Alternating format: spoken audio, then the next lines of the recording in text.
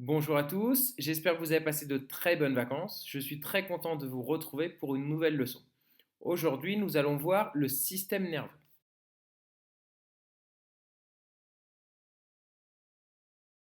On a vu lors des deux dernières leçons l'appareil locomoteur et les cinq sens, l'appareil sensoriel. Maintenant, il nous manque l'appareil qui va unir ces deux parties, c'est-à-dire le système nerveux.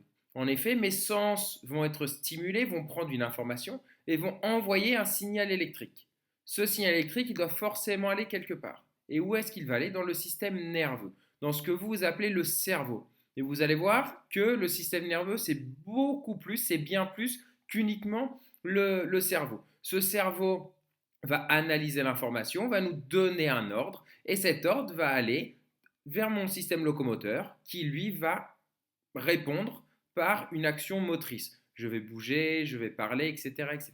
Comme d'habitude, je lance la vidéo et on l'arrêtera pour que je rentre plus en détail dans les explications. Le cerveau est un peu comme la tour de contrôle de notre corps. Il doit être tenu au courant rapidement des besoins de l'organisme et des ressources disponibles dans l'environnement pour les satisfaire. Donc ce cerveau, cette tour de contrôle, entre guillemets l'ordinateur de notre corps, ne marche pas à l'instinct, il ne fait pas ce qu'il veut. La première chose, c'est qu'il va recevoir des informations, il va les analyser, les interpréter, et ensuite il va envoyer un ordre à mon corps. Et ce sera mon corps qui devra exécuter cette réponse. Il y parvient grâce à un vaste réseau de câbles disséminés partout dans l'organisme, les nerfs. Avec le cerveau et la moelle épinière, ils forment le système nerveux. Le système nerveux n'est donc pas composé uniquement du cerveau. Il est composé du cerveau, bien sûr, mais également de la moelle épinière et des nerfs.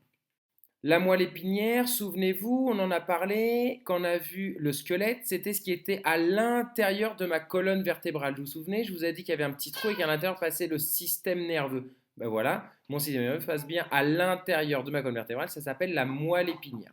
Et après, les nerfs, c'est un ensemble de tout petits câbles qui va partir dans tout mon corps pour donner des informations à mon cerveau des différentes parties de mon corps.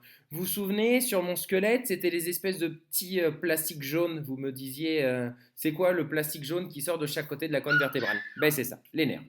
Pour distinguer les centres de commande des voies d'information, on subdivise le système nerveux en deux.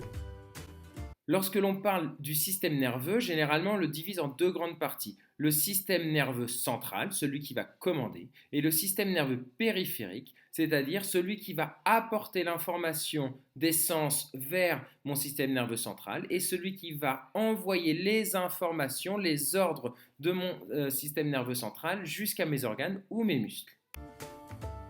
Le système nerveux central est composé du cerveau et de son prolongement naturel, la moelle épinière, située au centre de notre colonne vertébrale.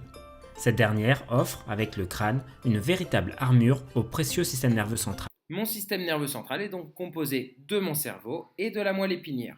Et il va être protégé, le cerveau par la boîte crânienne, par les os de mon crâne, et la moelle épinière, comme on l'a dit tout à l'heure, par la colonne vertébrale.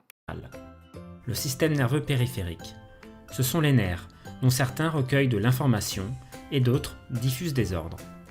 Les nerfs du visage entrent et sortent directement du cerveau. D'autres atteignent le cerveau en passant par la moelle épinière.